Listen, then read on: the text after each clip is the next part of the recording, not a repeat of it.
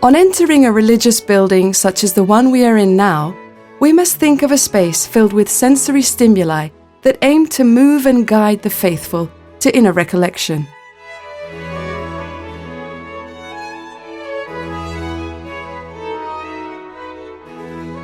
These indoor spaces, replete with images, paintings, and other devotional objects, sought to embellish the church and convey liturgical and religious content. This is where art played a crucial role as a way of communicating in the service of faith.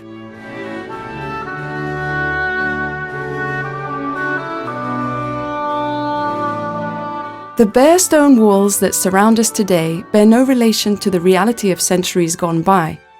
In the past, these walls were filled with mural paintings, images, altarpieces, and ephemeral structures for special celebrations, in addition to tapestries and hangings that covered chapels and altars. Add to this formal ecstasy the vibrant light of candles, the intense aroma of incense, and indispensable sacred music, and what we have before us is a theatrical, moving spectacle that overwhelmed visitors.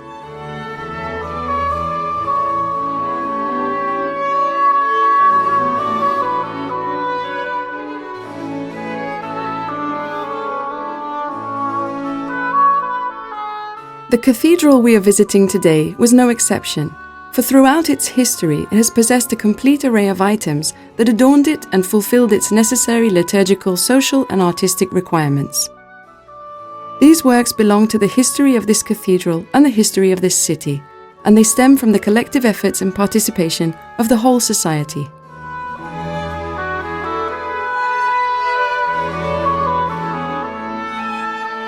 Nevertheless, given that it has been a reference point for other churches in the surrounding area, the members of Vitoria's social elite also wanted to be present in this old collegiate church.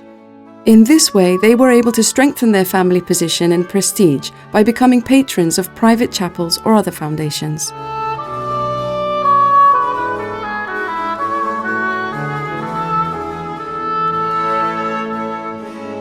These family chapels thus became the best public showcase that these leading lineages could acquire. The family coat of arms, inscriptions, tombs, and all artworks and liturgical items needed for celebrations and anniversaries were contained there. This helped them to perpetuate the memory of these families over time.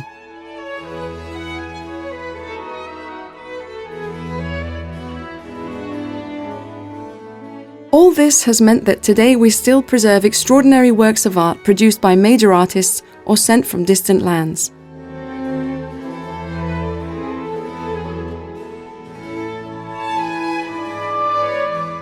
This invaluable legacy forms part of the cathedral's most exceptional array of items.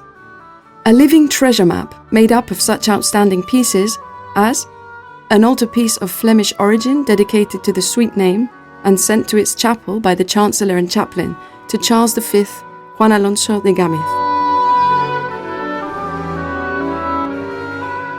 A painting of the Lamentation of Christ attributed to the Flemish painter Gaspar de Creia and sent to the Holy Christ Chapel by the Galarreta brothers, Secretaries of State and War in Flanders, and a reliquary of the 11,000 virgins gifted to the same chapel by Claudia de Lira.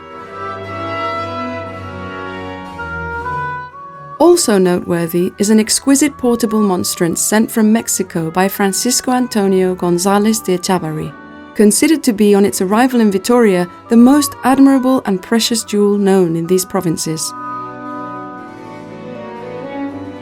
Of similar origin is also an exceptional corn cane Christ that Pedro López de Alday must have acquired in Seville for his St. Prudentius Chapel in the late 16th century.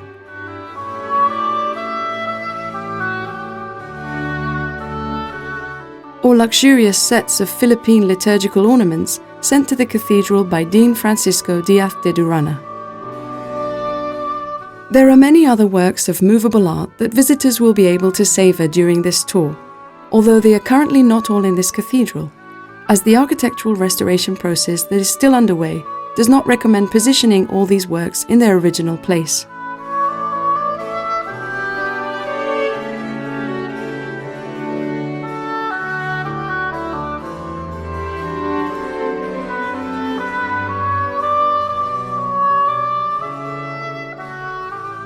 Only a small number of choice pieces have been selected to partially adorn the building so that it can resume its religious and cultural life.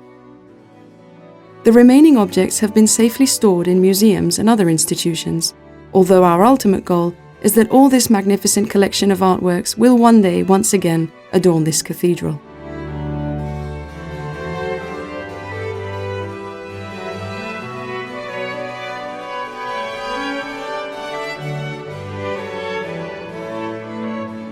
Let us hope that this desire can be fulfilled and that the cathedral will recover a major part of its history and personality so that future generations can enjoy them in their entirety and significance.